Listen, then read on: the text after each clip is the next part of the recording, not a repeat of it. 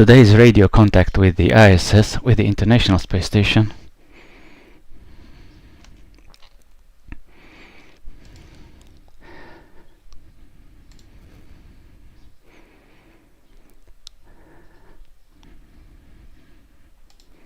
Today's contact with the International Space Station will be between astronaut Victor Glover and the pupils of a school in Australia. Well, the school is in Western Australia here, in the Southern Hemisphere, but the actual radio station which will support this radio contact is located in Belgium, 16,600 kilometers away, which is far greater distance than the International Space Station actually is. The space station orbit is 400 kilometers, so it's a lot closer than this students in Australia. But anyway, here the radio station is located with the radio and antennas, and will support the reception of the transmission, and the communication with the Australian school is made via the internet. Well, I'm here, so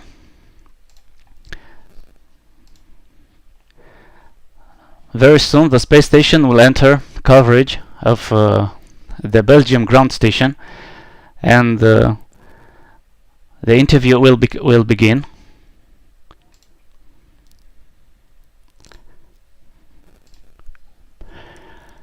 And until the space station will enter my coverage, which is here, perhaps we will miss 4 or 5 questions and answers, but hopefully we'll get the rest of the transmission. I've got a list of the students' questions which are going to be asked, and we are not able to hear the students' questions, only the astronauts' answers.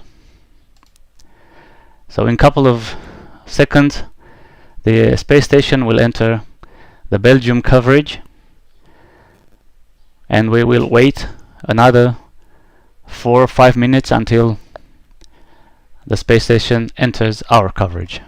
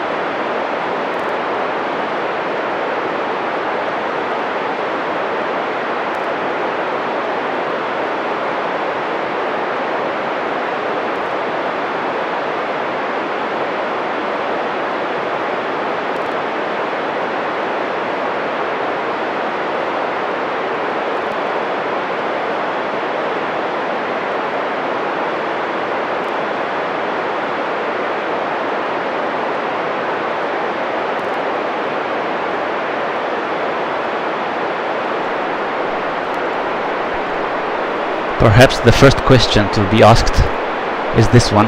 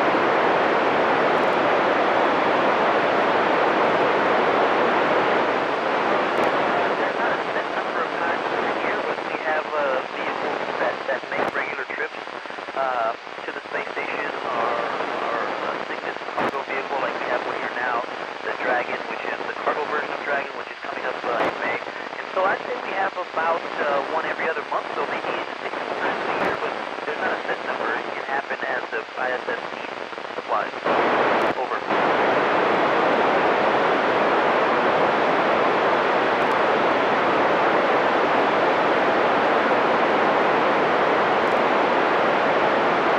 Aaron, great question. In my opinion, the most difficult thing about being in space is being away from Earth and your loved ones, your family. I miss my wife and my daughter.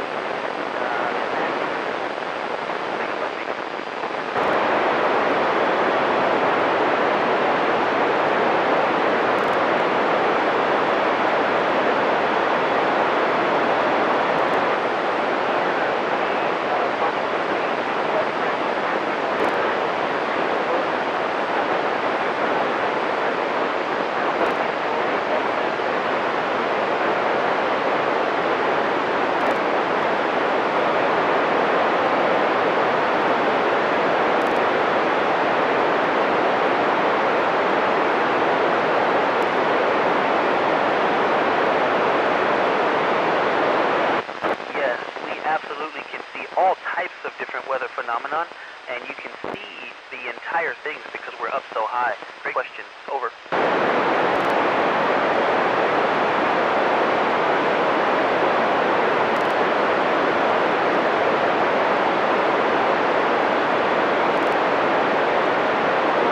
Ivy, we do have a research project that grows plants in space, and we have very special hardware that has the seeds and little pillows.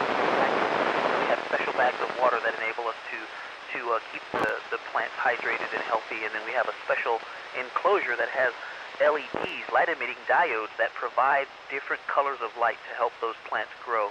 But it really takes a lot of special hardware that people on the ground make and send up to us. So the ability to grow things in space definitely needs to be developed so that we could do it autonomously. Over.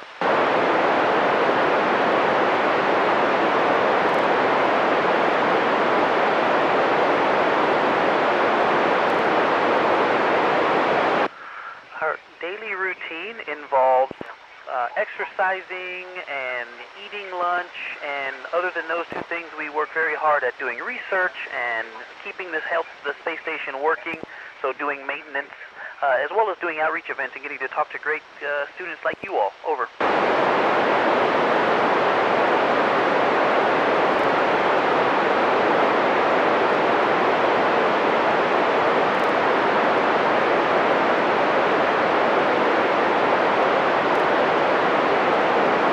Alberto, we have a training program on the ground that we do, and if you complete that program, then you're qualified to go out on a spacewalk.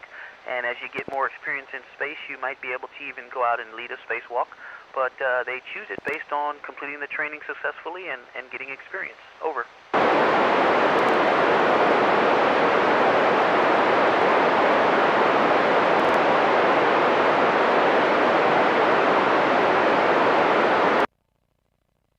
I do not believe we have any. Actually, we do. We have, I think they're called C. elegans worms. They're a specimen that we're analyzing to see how their muscles are affected by being in space.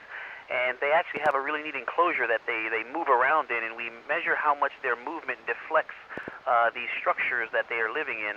That we can watch that under a microscope. I believe that is the only organism that we have on board right now. Over.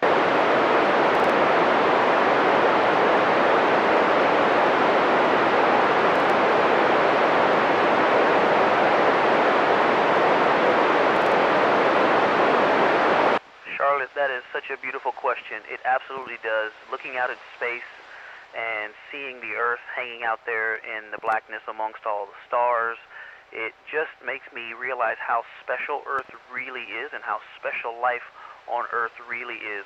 Of all of the amazing things that I have seen while I'm up here, the most amazing is our home planet Earth.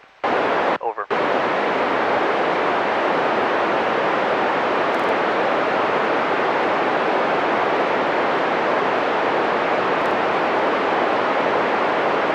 Oh, great question, and thank you for your service teaching these kids and inspiring them and helping them to connect with us. Actually, this is one of the favorite things I get to do in space, because we get to hear the excitement of our youth, and we also get to share what we're doing with them, which is very important to me. I think that our kids' interest in what we're doing up here is great motivation for us to work hard and do our jobs to the best of our ability. And so thank you all for your time and your enthusiasm. Over.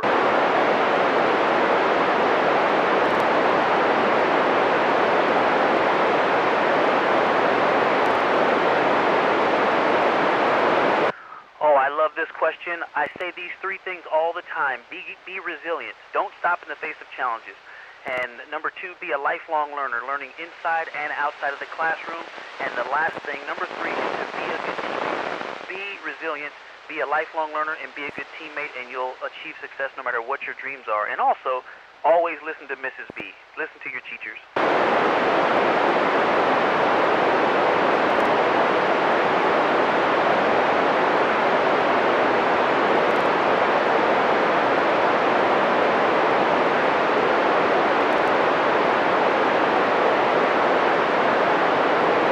Thank you all. It has been great to chat with you all this morning. I hope you have a great rest of your day and rest of your week, and thank you for following along with our mission.